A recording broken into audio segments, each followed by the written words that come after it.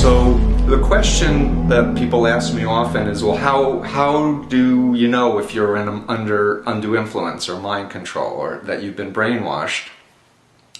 And what I say is, you wouldn't. That's part of the dilemma, because your operating system, your mind, has been co-opted, if you have been.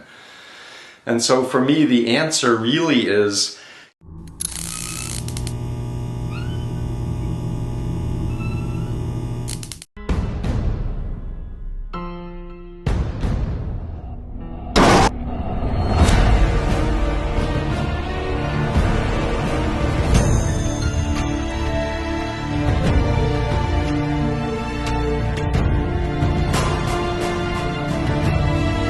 Video ke-41 berjudul Bagaimana Virus Corona Bisa Membebaskan Saksi Yehova dari Pengaruh Cuci Otak.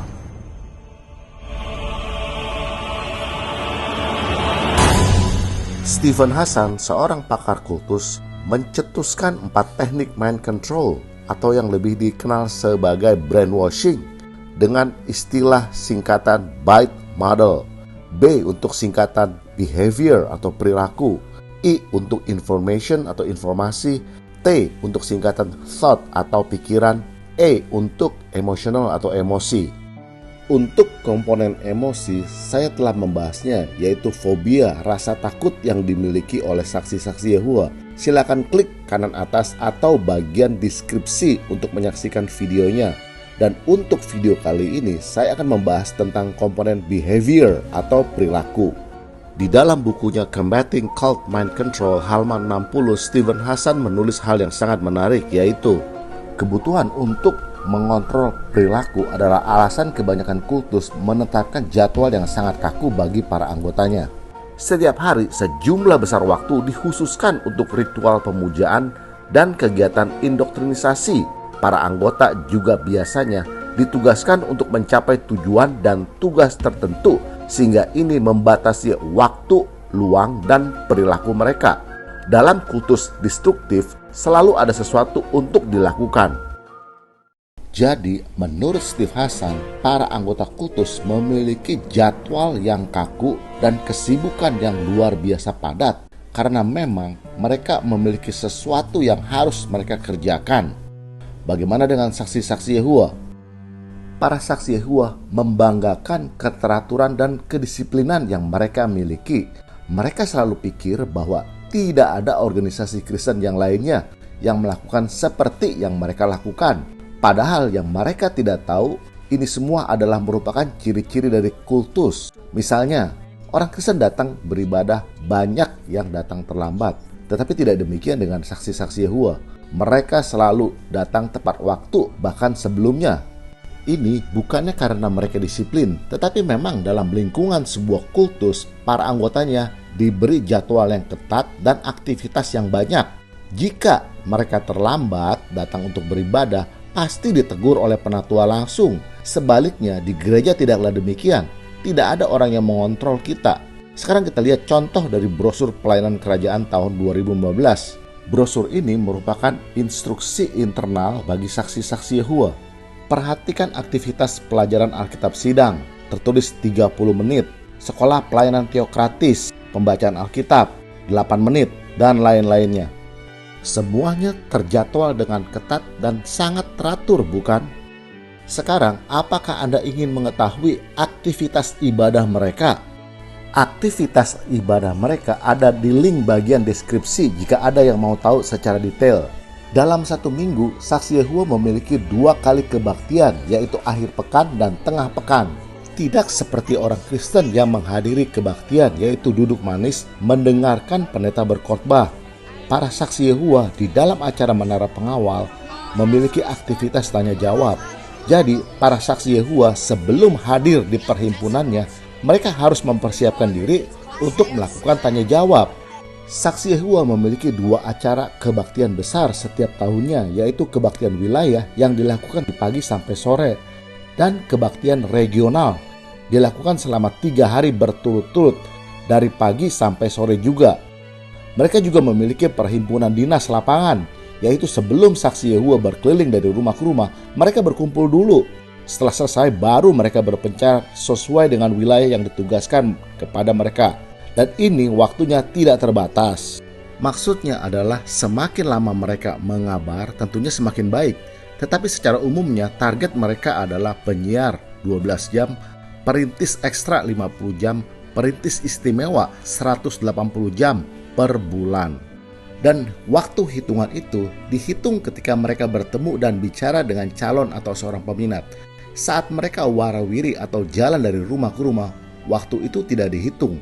Coba bayangkan jika mereka ada di wilayah yang macet. Berapa banyak waktu yang mereka telah habiskan dalam sehari.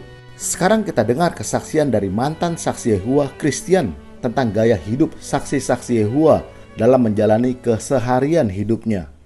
But I wanted to make this video because, today's Wednesday, and it's Wednesday evening. Actually, let me see what time it is. Yeah, it says it's 7:05. And,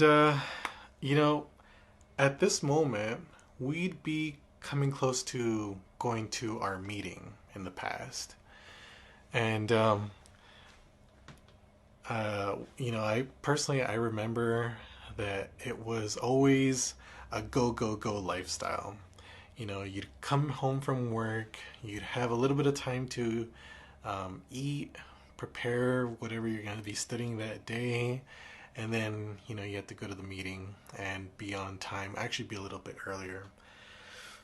But, it's so different now. Life is so much different now because there's no meeting today. And if it wasn't a meeting on this day, let's say it was, the following day or the day before, then it's kind of like the same thing. We'd come home, we'd get changed quick and eat quick and then go back out because we're going in service in the evening. And no more of that either. And life is a lot different now because there isn't so much of that go, go, go, type of lifestyle. To be able to come home and to just sit down and relax and to see my beautiful wife, just sit down and relax after a hard day and just be able to live life. It's a huge difference. I mean, I don't know if I told you guys this, but I used to suffer big time from migraines, like headaches and migraines. And it was a non-stop thing throughout my whole life. And I'd go to the doctor, they'd do, CT scans and those, x-rays and things like that. And they'd try to see, is this guy, does he have a tumor or something? I don't know. And they'd always come back, everything's fine, there's no problem. And I'd always be taking Tylenol or aspirin, because of the pain. But the day that we stopped going to the meeting, after we woke up, the day after, my migraines went away. And I used to think that maybe it was weather related. Maybe it was something, with the Chinooks, because over here, we live kind of close to the mountains, so maybe it's the Chinooks. I don't know. That's a type of weather pattern, by the way. And no, it wasn't that. Actually, it was just tension headaches. And it was so bad, and it was so liberating when it went away.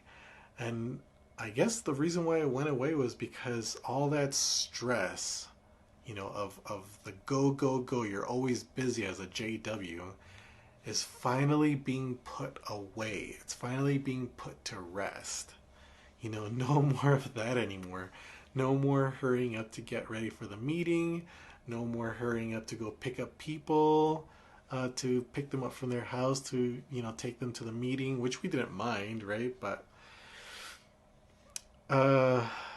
it's just, it's a big change in life, and I think that's one of the reasons why a lot of Jehovah's Witnesses are not happy in their life, is because they're suppressing what deep down inside how they feel. You know, that they're so stressed. I remember, I'm not going to say that her name, but there was this elder who I knew very well, and his wife was depressed. And there was times when she wouldn't be able to make it to the meetings, and she's a really nice person, by the way. And I'd always ask him, like, you know, is she sick? Is everything okay? And, you know, he'd say that she's sick, and I'd tell her, you know, tell her our hellos. We hope to see her at the next meeting. And eventually he told me that, you know, the reason why she's missing meetings is because she's depressed. And, you know, with depression, there's a lot of people who suffer from depression. You don't have to be a Jehovah's Witness to suffer from depression. And it's important to get help, you know, professional help for that, because a therapist, psychiatrist, and medicine can really go a long ways to help. But there's also, this is just an opinion, but there's also people who I believe are depressed because of their situation, their environment.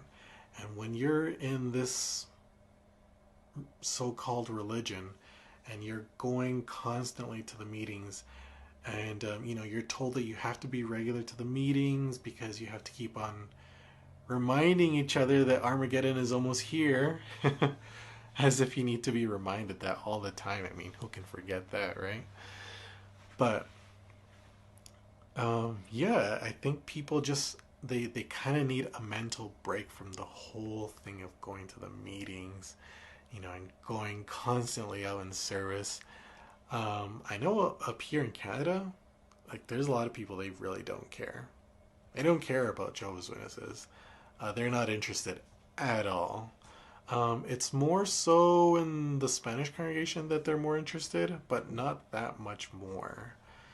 But yeah, and yeah, I think that a lot of people are depressed because they have to continuously go to the meetings, and they may not know it. They may not know that, you know what, I'm depressed because I'm going to the meetings, because you're told that if you go to the meetings, even if you don't feel like it that day, you're going to feel a lot better. And to a certain degree, you may feel a bit better.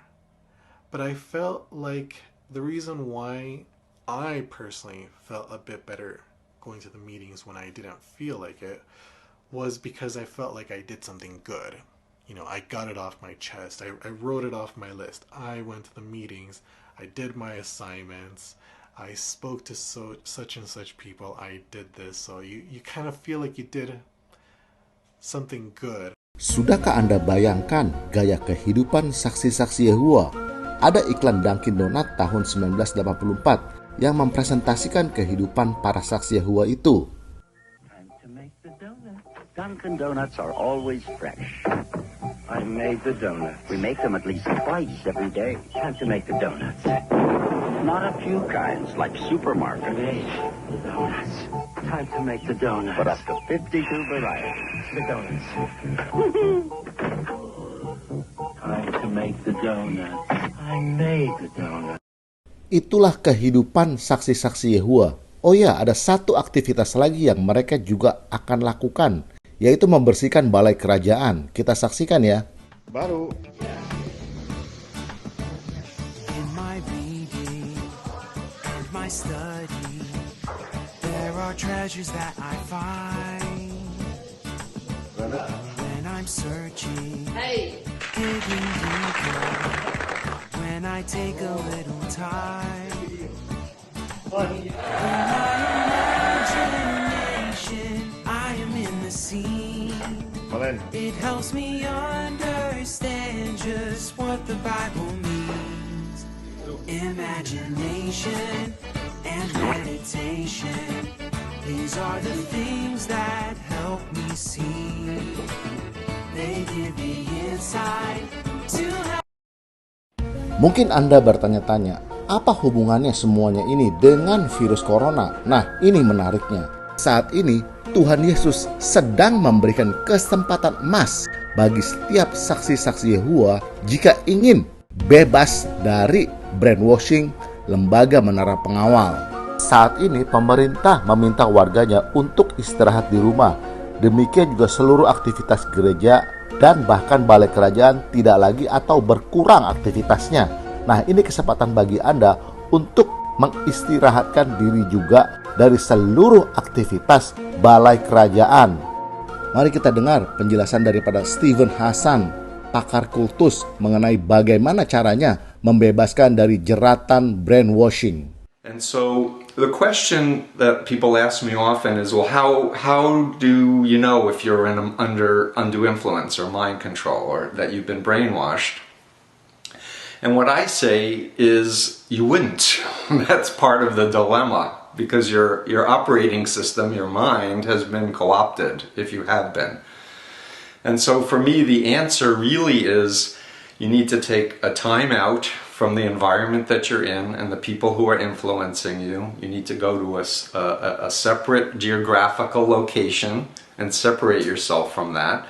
You need to study models of mind control and undue influence, including Lifton's model and the BITE model. You need to deliberately seek out critical information about the leader, the doctrine, and the group, or the people that you are involved with, which is directly in contradiction to what the group tells you. Don't talk to those people, they're negative. Or don't talk to those people, they've fallen away from God. Or those people are under Satan's control. You want to find out for yourself and trust that you have the ability to know and to fact check whether or not things are true or not. And in that context, I ask people to reflect back when they first met the person or first met the group, what did they think they were getting involved with? And compare it with what they now know, having been involved with the group for weeks or months or years. And ask themselves the question, if I knew then what I know now, would I have ever gotten involved? And if the answer is not in a million years, then you know that you've been under undue influence. And congratulations, you're on your way to freedom. Take care. Saya tahu Anda masih bingung. Izinkan saya menerjemahkan apa yang dikatakan oleh Steven Hassan karena saya telah membaca bukunya. Pertama, Hassan mengatakan bahwa ketika seseorang berada di bawah pengaruh brainwashing, maka ia tidak akan menyadarinya. Kedua, cara melepaskan diri dari pengaruh brainwashing adalah dengan mengistirahatkan diri Anda sendiri dari seluruh aktivitas balai kerajaan. Salah satu cara yang efektif untuk mengistirahatkan diri Anda sendiri adalah dengan mencari lokasi yang berbeda dengan balai kerajaan. Jangan beritahu penatua keberadaan Anda, karena kemungkinannya penatua akan mencari-cari Anda untuk kembali ke balai kerajaan. Istirahatkan diri Anda sendiri sangat penting dan utama, karena dapat saya umpamakan Anda itu berada di tempat pembuangan sampah pertama kalinya, maka pasti Anda akan merasa mual dan jijik. Tetapi jika Anda sudah cukup lama di tempat tersebut, Anda akan menjadi terbiasa. Rasa bau tidak lagi mengganggu Anda. Bahkan Anda bisa makan di tempat itu tanpa mengganggu kenyamanan Anda. Demikian juga dengan proses brainwashing. Jika Anda tetap berhimpun, maka Anda sulit keluar. Dan tidak aneh jika organisasi melalui penatuannya meminta Anda untuk selalu dekat dengan Yehova. Organisasi dengan sengaja membatasi waktu Anda dengan begitu banyak kegiatan yang padat agar Anda menjadi lelah dan tidak bisa berpikir jernih. Anda hanya menerima semua informasi dari organisasi secara sepihak. Oleh karena itu, Anda harus beristirahat total. Ketiga, semasa Anda beristirahat total, cari informasi sebanyak-banyaknya tentang organisasi ini, tentang sejarahnya, ajarannya, dan lain-lainnya. Ini waktunya Anda memeriksa ulang semua informasi tentang organisasi ini secara objektif, karena saya tahu pada saat pertama kali Anda bergabung dengan organisasi ini, Anda belum memeriksanya dengan tuntas. Waktu itu, Anda hanya percaya informasi yang diberikan oleh organisasi secara sepihak. Saya tahu ini tidak mudah, karena dengan sengaja pula organisasi menanamkan fobia atau rasa takut di dalam hati Anda. Jadi pasti ada rasa takut. Informasi yang Anda cari tentunya bukan dari organisasi. Cari tahu dari situs-situs yang menentang organisasi ini. Di situs-situs tersebut bisa memberikan informasi tentang organisasi ini. Saya tahu organisasi melarang Anda melakukannya. Ini memang disengaja agar Anda tidak beroleh kebenaran yang sebenarnya tentang organisasi ini. Jika Anda bisa berbahasa Inggris, tentunya sangat membantu karena banyak situs-situs murtad berasal dari bahasa Inggris. Apa yang organisasi lembaga menara pengawal takutkan adalah pertama, sejarahnya sendiri, kedua, ajaran yang tidak masuk di akal, ketiga, para saksi Yehova mulai menggunakan daya nalarnya untuk mempertanyakan dan mengevaluasi semua hal tentang organisasi ini. Oleh karena itu, kerap kali organisasi mengatakan, jangan berpikir bebas atau mandiri, percaya saja kepada hamba yang setia dan bijaksana. Dan jika ada saksi Yehova yang mulai mempertanyakannya, organisasi akan mengatakan seperti setan yang mempertanyakan otoritas Allah Yehova. Dan jika ada saksi Yehova yang bertanya-tanya kepada penatua, pertanyaan yang tidak bisa dijawabnya, maka Anda akan disebut memiliki pertanyaan orang murtad. Dan jika Anda terus bersikukuh meragukan dan mempertanyakan doktrin saksi Yehova yang selama ini Anda percayai, maka Anda akan dipecat. Pemecatan adalah sebenarnya ancaman agar Anda tidak bertanya-tanya lagi. Keempat, renungkan dan bayangkan saat Anda dulu sebelum menjadi seorang saksi Yehova dan bergabung dengan organisasi ini. Tanyakan diri sendiri, mungkinkah Anda akan bergabung dengan organisasi ini jika Anda tahu apa yang akan Anda lakukan setelah menjadi seorang saksi Yehova? Biar saya jelaskan. Contohnya, Anda dulunya seorang pemalu. Untuk berbicara dengan seseorang saja, Anda malu dan sungkan.